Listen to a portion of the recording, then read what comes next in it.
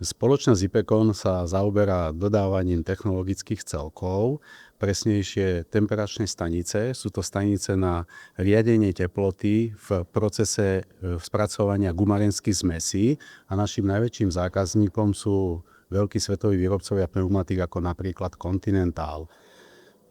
Zaujímavé môže byť aj v tom, že my dodávame tie zariadenia aj cez oceán a musíme zmontovať u nás zariadenie, ktoré je niekedy často až 10 až 15 metrov dlhé, 3 metre vysoké a naložiť ho do kamióna, aby potom išlo do kontajnera a potom čakáme, ako to dopadne tou prepravou loďou cez Atlantik, niekde do Spojených štátov alebo do Mexika. Následne tam pošleme technikov a oni niekedy nám posielajú fotky, že pozrite sa, čo ste nám poslali, tak niekedy počas tej dopravy vznikajú nejaké drobné veci, ktoré musíme priamo na mieste odstrániť, lebo prevádzame aj inštaláciu tých zariadení priamo vo výrobných závodoch.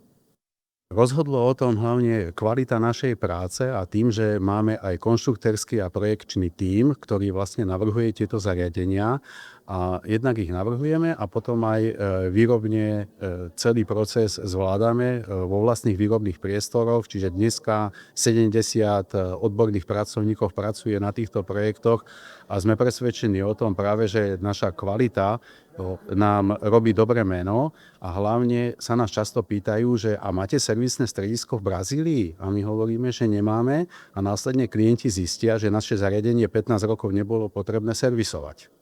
To, čo potrebujeme všetci, je veriť vo svoj produkt a nevzdávať sa, lebo myslím si, že na Slovensku je veľmi veľa šikovných ľudí a výrobných podnikov, len máme často také slabé sebavedomie, nie sme veľmi marketingovo a obchodne orientovaní a na tomto potrebujeme hodne popracovať, čiže nebáť sa, veriť svojmu produktu a ísť do toho sveta.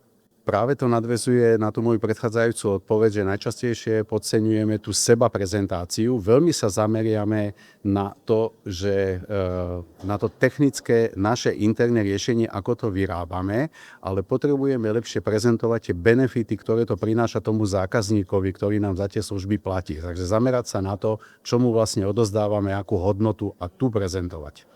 Určite áno. My už dneska sme prítomní v Indii, máme tam niekoľko zákaziek a Indonézia ako jedna z najrýchlejšie rastúcich ekonomík sveta je stále pre nás veľmi zaujímavá. Neviem, či to je 4., 5. krajina, čo sa ľudnateľství týka vo svete. A takisto je tam veľmi rozšírený priemysel a rastie tam aj automobilizmus, s tým súvisí aj výroba pneumatík a to je náš segment, čiže vidíme tam potenciál.